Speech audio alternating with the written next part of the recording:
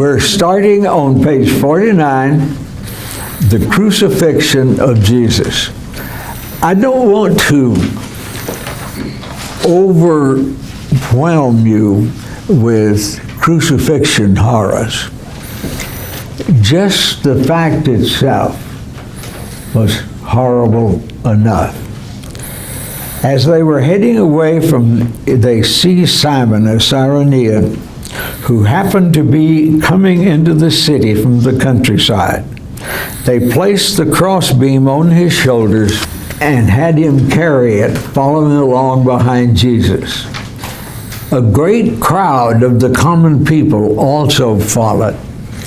And that was what Rome wanted, was a spectacle that would impress the absolute life and death power of Rome and keep you in line out of fear. They did not practice love. They loved each other in every way possible to love each other, I guess. When they became Christians, they were solidly Christian, but just there, let's say, crucifixion was meant to squash people like bugs. We were in Maui in '98, and we saw A Bug's Life, and we were especially interested in that because the Stanton boys, our oldest daughter babysat for them, and that renewed an acquaintance that we hadn't had in a long time. And I always think of crunching, bugs crunching, and that's just maybe a very good metaphor of what Rome intended to do, is crush their enemies like bugs. Would the term terrorize fit? What? Would the term terrorize fit? Yes, they were a terroristic. I don't mean terror in the sense we have it today, but they used terror against their own populations. Keep them cold. Okay. They understood what the word deterrence meant. What? They understood what the word deterrence meant. To deter. Would you talk a little louder? Deterrent. Deterrence. D-E-T-E-R. Oh, deterrence. Yes. Yes, it was deterrent. I'm sorry, both of my earplugs are broken. And I've got to get on the phone tomorrow. And how many of you know what a Dutchman is in dealing with pipe and tubes? Have you ever broken a bolt or a threaded pipe? Absolutely. Right where it goes in, and it leaves that in it? That's a Dutchman. Hard-headed is the idea. So it's going to take, I probably will have to go to the man who teaches, the man who gave me the earplugs and get them new parts and things. And what? He didn't give them to you. Over to you. I had rather take a beating, but a great crowd of the common people also followed along behind him. The crowd included a number of women who were wailing and lamenting over him. How many of you, either TV or personally, have heard a group of Near Eastern women mourn? You see it on television at times. Yeah, that's, I figure that's where most of it. It is eerie. They call it ululation because they go lu lu lu lu lu lu lu lu lu lu lu lu. I'm not kidding. And that's what was going on here. And it added to the turmoil, the confusion, the terror. It'll cut you to the heart. Then Jesus turned back to face them and said, "Daughters of Jerusalem." I like that phrase. It's an Old Testament prophetic phrase, and it means all the female inhabitants. They're daughters of Jerusalem. And women always take the destruction of a city or nation harder than men because they have a higher personal stake in it. And so Jesus says, "Daughters of Jerusalem, stop weeping for me. Instead, you should be weeping for yourselves and for your children." Pay attention. Now that's the verily, verily of the King James. It is pointing out, it's kind of an emotional PowerPoint idea. But I didn't think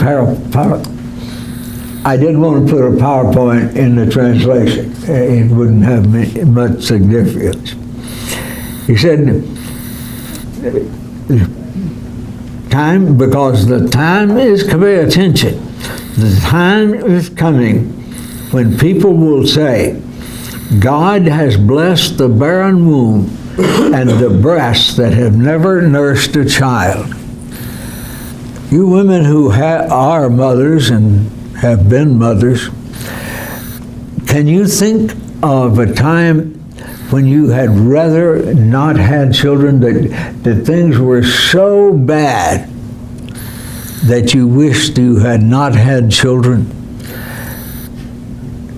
I have never born a child, of course, and I have never felt that children were to be rejected because it's a bad world. But he's telling them that the time is coming, literally, when it would be better for the women of Jerusalem if they had never had children. That's Coming siege.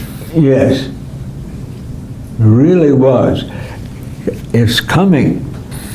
And see, that's one of the...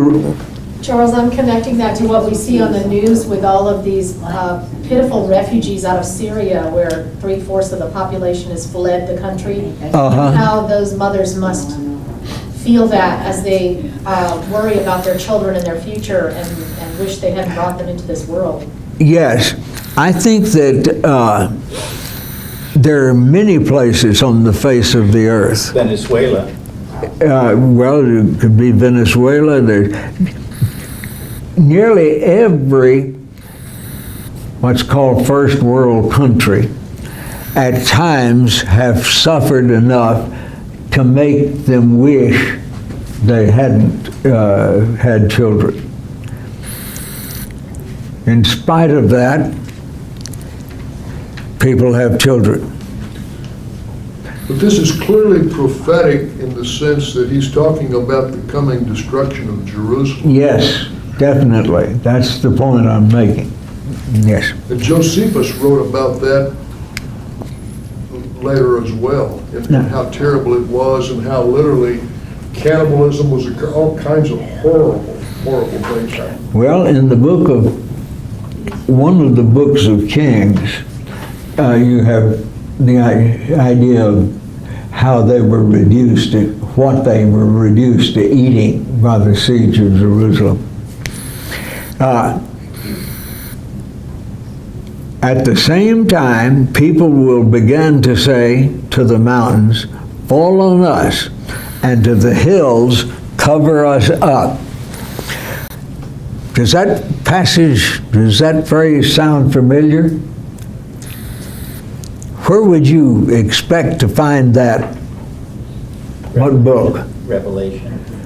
Revelation.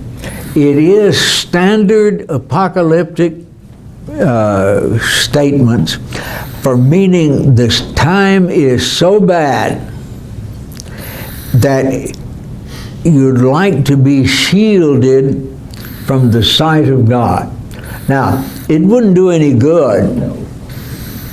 God can reach under a collapsed pyramid if he wants to.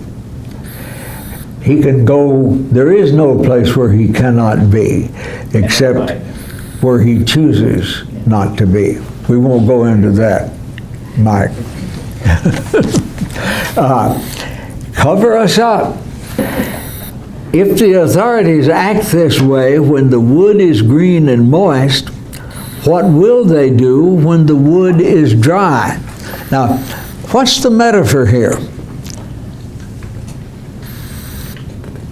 Well, there's still a modicum of life around, but when the wood is dry, that means it's gone. It's all It'll burn up fast. Fire consuming, Yeah. Now, see, if it's that bad in the destruction of the nation, how bad will it be in the last days when Satan and his people are thrown into the second death, the fiery pit forever? Wood is green. Have you ever tried to burn green wood? Don't get too close to the fireplace. It can spit out at you. And you don't want pine rosin. Charles, is this a reference to green wood, that green and moist versus dry? Green wood is still somewhat malleable. Yes, it Dry is. wood, there is no, the bend dry wood, you've got to moisten it again. Yeah. Is that an allusion to that also, or is it just the ability to burn? Don, I don't know. My feeling is it was something adapted by the prophets, the Old Testament prophets, to describe awful conditions, and that it may be in either one or both of those things that you talked about. I look at this, and I think the part that strikes me is what he says, the antecedent to the wood. He says, if the authorities, Rome, act this way when the wood is green and moist, what will they do when the wood is dry? It would seem to me that what he's talking about is they're doing what they're doing in response to his alleged uprising, if you will. But what's going to happen when the whole population does begin to try to rise up? Now, That's what happened, because when 70 rolls around, 70 AD, that was when the general rebellion began, and Rome said, enough, we're going to wipe these people out completely. That would be seem to me, And you what's know, Rome going to really do to you whenever this happens? do you know historically, Butch, how long it took them? I'm not talking about just that, what's called the Great Roman Jewish War. There was another uprising in 135 AD. Was that right? After the fall of Maccabean, Jerusalem. that's the Maccabean War? What? The Maccabean?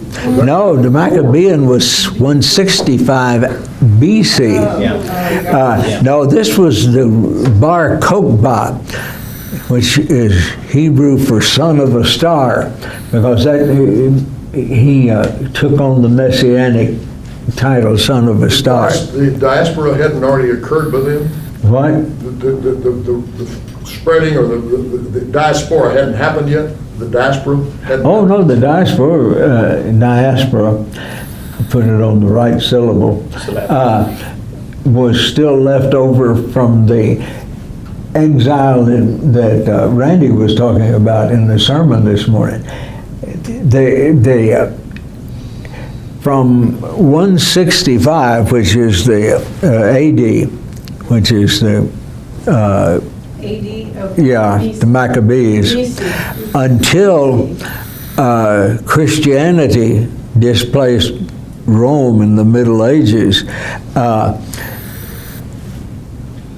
there was turmoil, and that's the reason that people teaching the Book of Revelation can get so twisted up. You've got Maccabean, you've got Zealot, which is this one, you've got Bar Kokhba, and probably one or two others thrown in. But you don't want to be alive. I've always thought of this term, the wood is green and moist, what will they do when the wood is dry? I've always thought of this as a description of society where there's life versus a society where death has begun to have its effect. Because when you cut the tree, it's still green, and it has to be dried out before you can burn it. And so it's an element of life being in the green tree, whereas society getting to the point where it seems like it's godless. I'm going to feel comfortable with all of your suggestions, because the reason of that is if you read the history of the Near East from the time of, let's see, the Persian Empire, there's nothing but war and rumors of wars. In fact, I think that period of time is where the biblical writers got the phrase wars and rumors of wars. Actually, I want to ask you, and this is to test your knowledge. What century of the Earth's existence was the most warlike so far? Either the 20th or the 21st. What? 20th century. Either the 20th probably. The 20th century. The total death due to warfare in the 20th century is well over 100 million people. Now that's starting with the Boer War, going through World War I, World War II, Korea, Vietnam, over 100 million people, which was the total population of the Roman Empire at the time that we're studying about here. But isn't it just because there's more people now than there were back then? Yes, and the weapons are more destructive. Yeah, I mean, it's all for different. I don't think people are any meaner.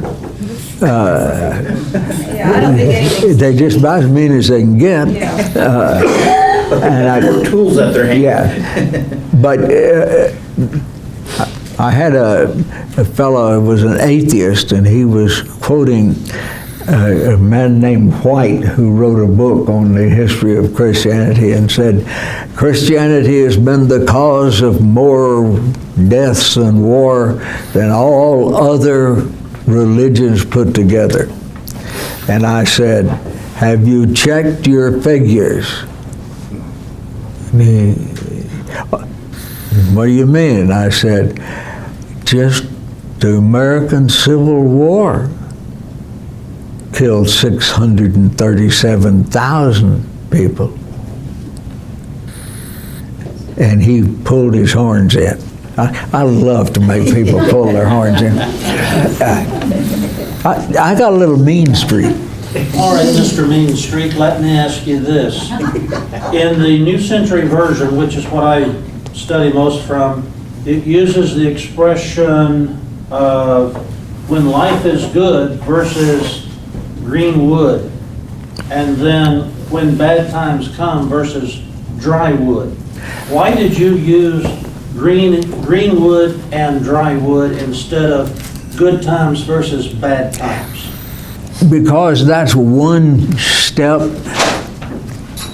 further, and it's telling what the metaphor, and I wanted to just use the metaphor and let you So figure it the out. wood metaphor is, or the wood verbiage is closer to what the Greek actually used. Yes, Okay. yes. See, the problem is, if you start arguing with metaphors, you can select what part of the metaphor. So my favorite example is when Robert Burns said, "My love is like a red, red rose." Well, I'm sure that he did not intend to think of her as full of thorns all the time.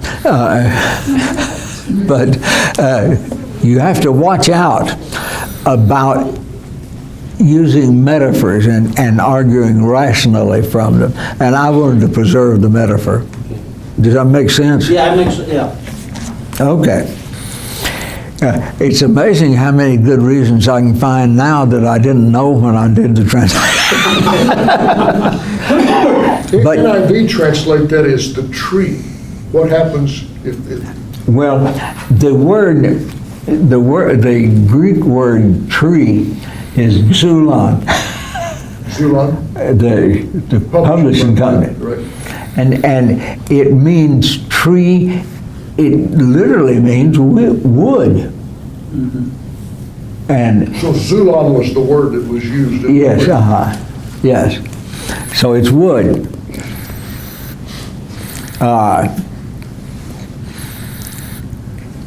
If the authorities act this way when the wood is green and moist, what will they do when the wood is dry?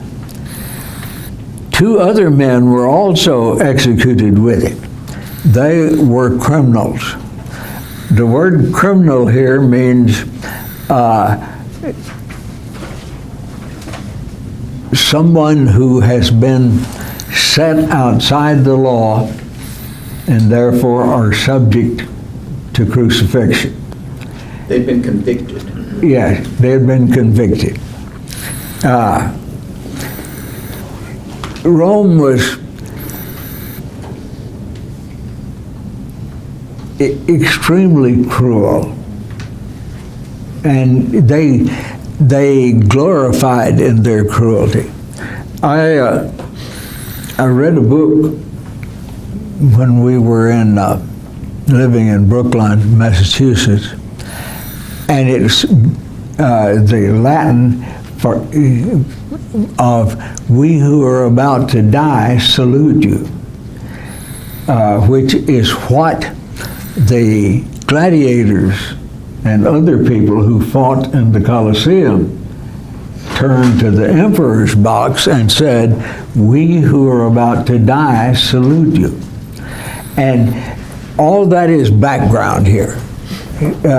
Rome, as I said, was extremely cruel and gloried in that cruelty.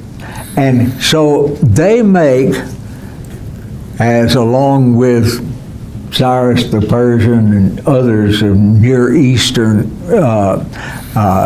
kingdom, monarchy, they form some of the most wicked, cruel people.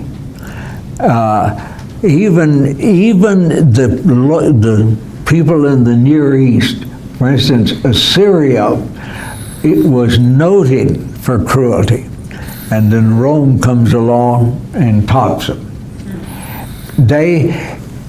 It seems like there is a kind of attitude toward government that says the only way to get my way as a governmental entity is to be so threatening and cruel that you won't dare do anything else. It never works. And you know, fast forward to the present, and can't we see this clearly in the Islamist manifestation? And when I say Islamist, I'm using the word in the sense that it's meant to be, which is the one who advocates jihad and violence. Uh-huh. And you go back in their very origins. Muhammad, how did he start out? They raided camel caravans. It's, you know, and so it bothers me when we have a situation where even the very attempt to speak up anything at all against violent Islam can all of a sudden be construed to be Islamophobia. And by the way, the Canadian Parliament just last week filed a resolution condemning any form of Islamophobic expression. And it's interesting that the progressive, if you will, or moderate Muslims are saying, wait a minute, you just made a terrible mistake. And there is some of that going on in this country. There's a guy named Zuhdi Jasser. Do you know what Islam really means? I mean, as a word? It means surrender. Well, it means peace. Well, Through surrender. the Arabic root was based on peace that happens when you surrender with my boot on your neck. Yes, see, That's the Arabic root. it's peace in the sense that you have surrendered. See, that's the second step, Butch, is that it's the peace that comes when you totally surrender to me. Wow. What? That's powerful. This is just a point to consider. Can you talk? This is just a point to consider. When Muhammad established the religion in Medina, it was a peaceful religion. It wasn't until he went to Mecca and then came back to Medina. I mean, life changed in Mecca to turn violent in the religion. But as long as he was in Medina, I'm not saying that his message or anything is good, but he didn't use warfare against the people of Medina until he rode back from Mecca, and then he took them by force, and after that, the army rode to convert people. The idea is that the only way that the Arabic mind, and I hate to generalize like that, so just the only way that the Arabic mind can think of peace is if I control you.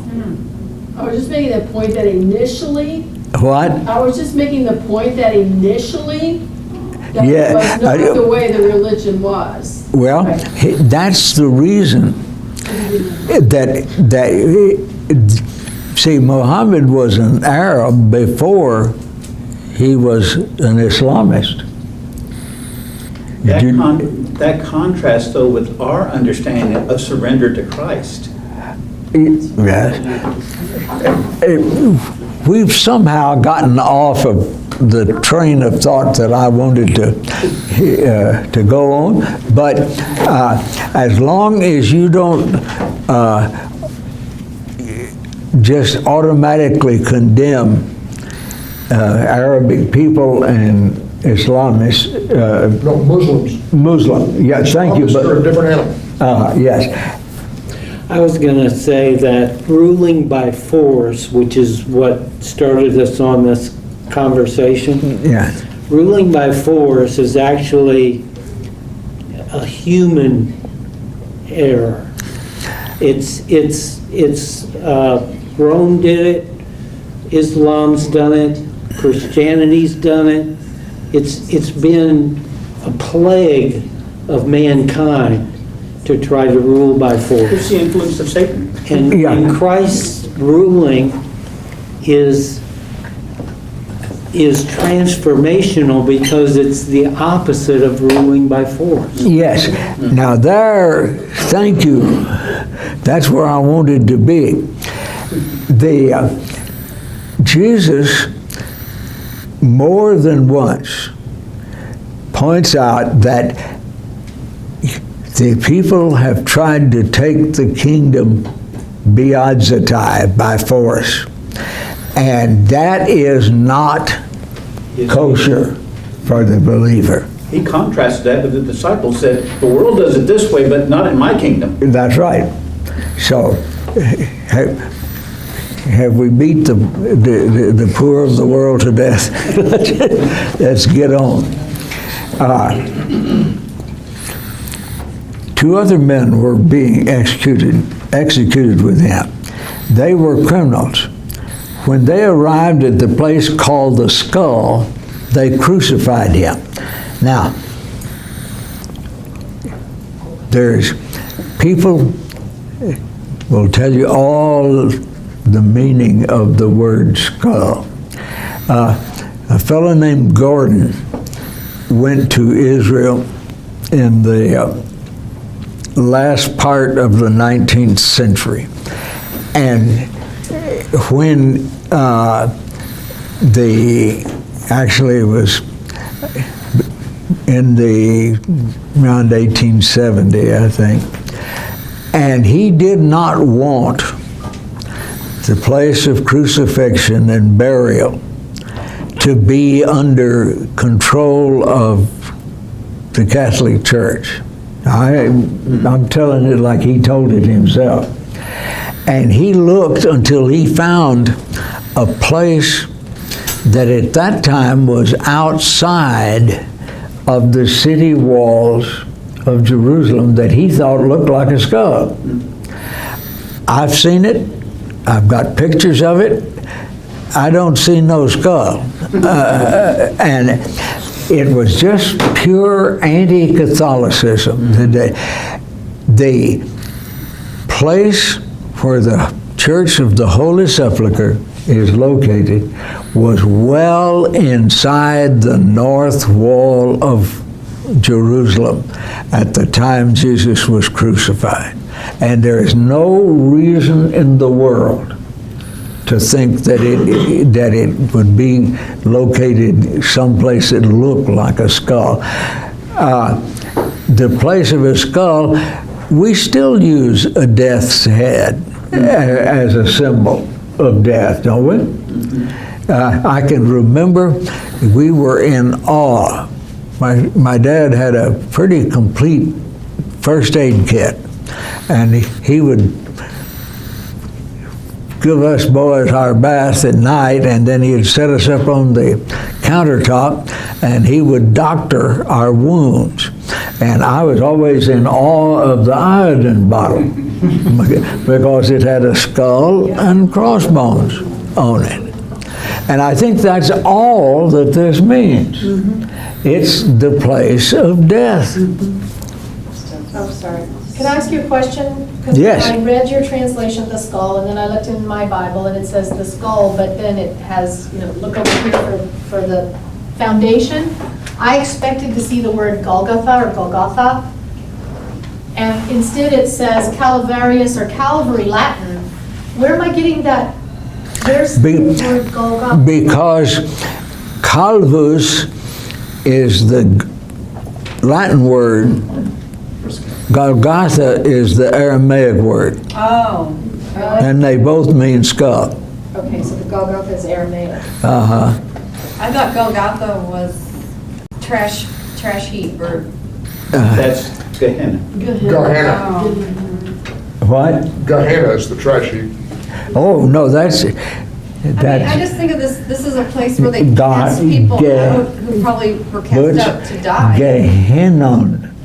Gehenna, okay. Aren't we Thank you, told, Charles. aren't we told that where he was crucified, there was a garden? There was what? A garden? Yes. And doesn't Hebrews kind of indicate that he was taken outside the city? Where he, He was crucified outside the city. right, okay. And that's the reason that back then, before the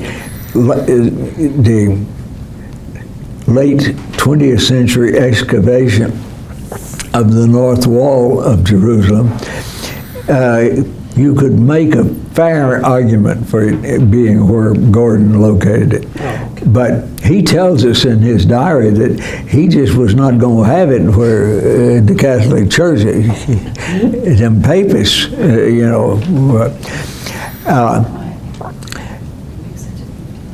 Christians have no need to fear the truth, except the truth that salvation is in Christ. And that's a truth that you better respect, because it's true.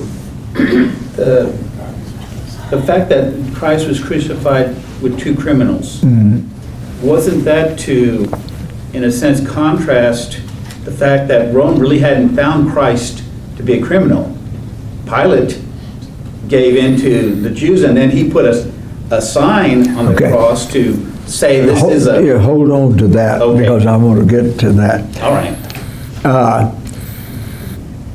They were criminals. I have When- a question before you get on. Okay. I've always thought about, was there like a certain day of the week that crucifixions took place? Like if you were convicted, I mean, because, or was this because Rome was trying to make a statement that this was the time of the Passover and everything, and we're still gonna go and carry out our law, or what? There was no Roman law or custom as to what day of the week. So anytime they wanted to do it. Anytime. The smart governors of Judea, Roman governors, tried to avoid times like the Passover if they could. And that may be part of the reason Pilate wanted to wash his hands of it, was that he didn't want to stir up the Passover. But Rome didn't care. Yeah. The famous Spartacus scene, where the 6,000 people, all the way from Trace to Venae, and if you were in our class when we were studying the book of Acts, you'll know that's a little crossroads town south of Rome. From there, it's about 3 miles into the Forum, and there were people crucified on both sides of the Via, the Appian Way. Somebody made an estimate of 6,000 of them. Crassus, one of the triumvirate, was the general who did that in Rome. Okay, let's get back to the lesson, okay?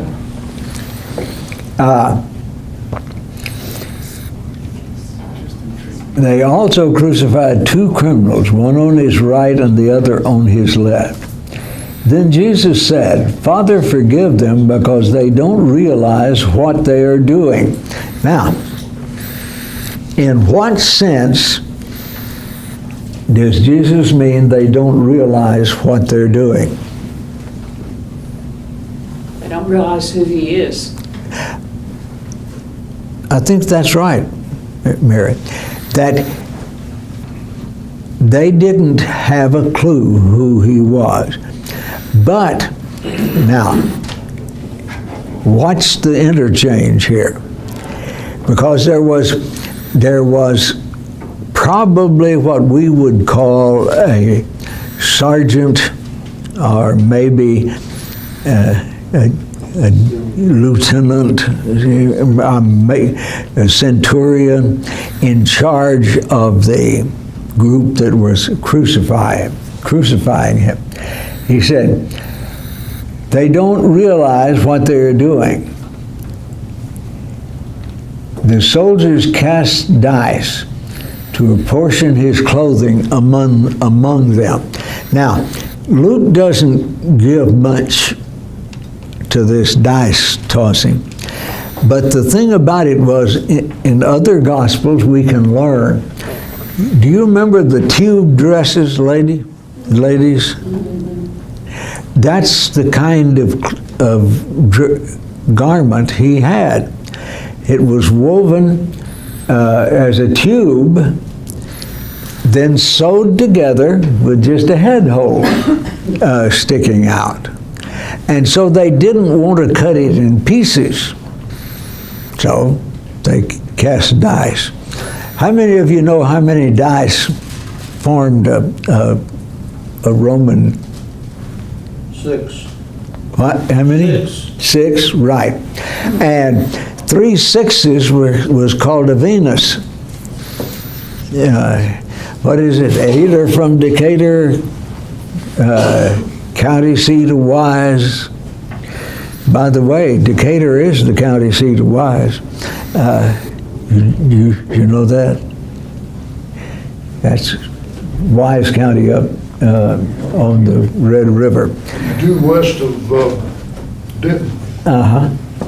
Okay. Well, this dice thing is also mentioned that in the 22nd Psalm, which, if you read the 22nd Psalm, the whole thing is prophetic as it relates to what's happening Yes. right here.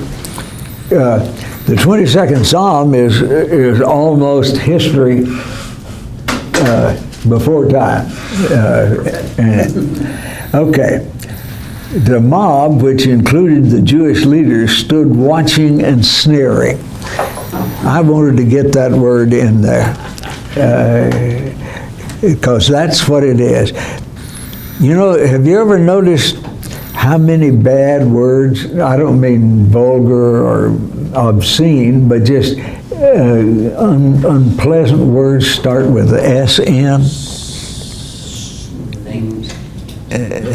We won't go down the list. You can make your own list at home. Charles, did you say there's something else that they didn't understand that he's referring to? That when Jesus says they don't know what they're doing? Was there something else? I mean, I assume there's a lot of things they didn't understand. They didn't understand the sacrifice that they were helping him make. Actually, what it means is I'm going to do some interpretation here.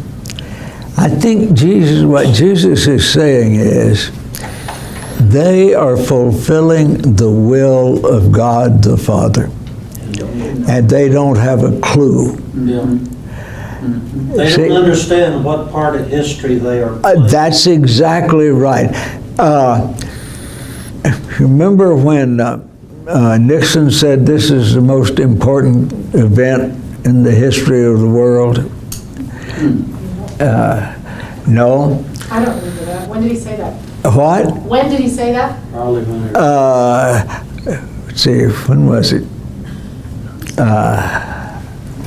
I can't remember now. I just remember how arrogant that sounded. Actually, you and I are part of the most important event in the world. And that is, we have been called by our God to witness to our world that He loves them. And there is no greater calling than that. If I can convince a person that God loves them and has certified that love by sacrificial death of His Son, He won't depart from that. If you're really convinced of that, that's the most important thing. You may make millions of dollars. You may change the history of the world. But that will still be the most important event in which you will participate. And if I can have a little part of that, I'm going to teach till I die. And I ask you to go with me. Thank you.